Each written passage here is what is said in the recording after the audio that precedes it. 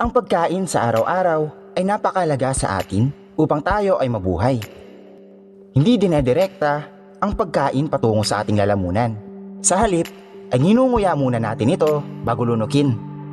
Ang ngipin ay may napakahalagang ginagampanan sa pagtunaw ng ating kinakain.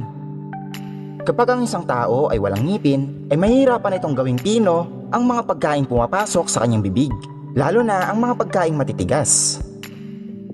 Subalit ano nga ba ang mga tawag at ano nga ba ang mga ginagampanan ng ating mga ngipin? Ang ngipin ay tinagurian bilang isa sa pinakamatigas at pinakamatibay na parte ng ating katawan. Ito ay gawa sa protein na tinatawag na collagen at mineral na tinatawag na calcium.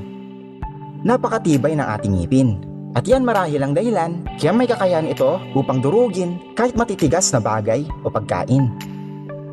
Samantala, atin namang alamin kung ano-ano nga ba ang tawag sa iba't ibang klase ng ngipin na nasa itaas at ibaba ng ating gilagid. Una ay ang tinatawag na incisors.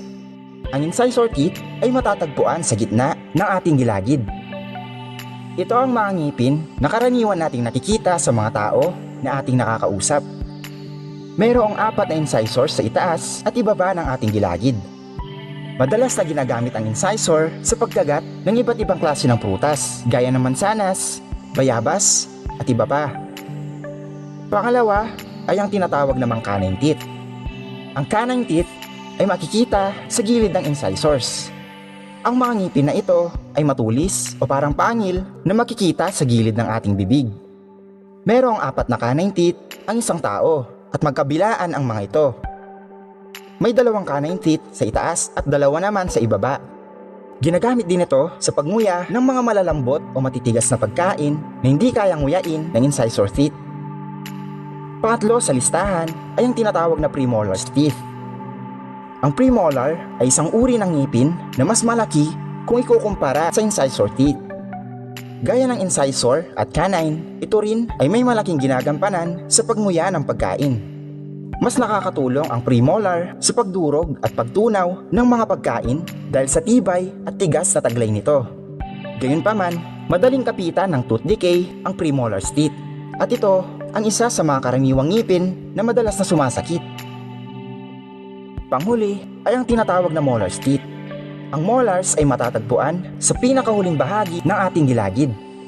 Kabilang na dito ang tinatawag na wisdom teeth, isang uri ng molar tooth na tumutubo kapag tayo ay nasa edad na 17 hanggang 25 taong gulang.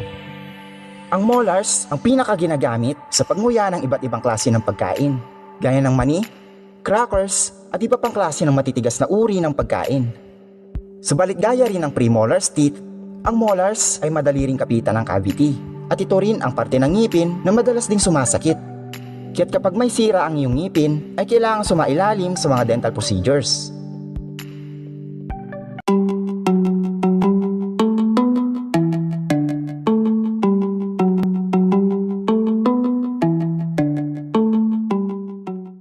Kapag ang sira ay hindi gaanong malala, ay maaaring isagawa ang tinatawag na dental fillings.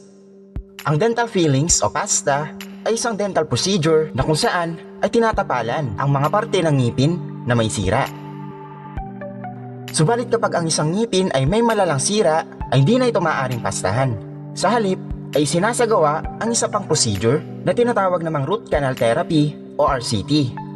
Ang RCT ay isa sa mga karaniwang nirerekomenda ng mga dentista para sa mga may malalang sira ang ngipin. Ito ay isang procedure na kung saan ay nililinisan ang mga canals ng ngipin. Lalagyan ito ng poste, sesementohan gamit ang dental fillings, at pagkatapos ay lalagyan ng dental crown. Ang root canal therapy o RCT ay safe at mas maayos na klase ng dental procedure. Kaya naman, kapag may sira ang iyong ngipin, ay makakatulong ang RCT. Ngayon ay alam na natin ang mga basic parts ng ngipin at ilang mga dental procedures na ginagawa kapag may sira ang mga ito. Kaya naman, keep on smiling at abangan ang mga susunod ko pang mga videos. It's trivia time! Alam niyo bang ang kabuuang bilang ng mga ngipin ng isang tao ay nasa 32? Oo. Ang bilang ng mga ngipin sa itaas at ibaba na bahagi ng ating gilagid ay nasa 16. At ang apat sa mga ito ay ang wisdom teeth.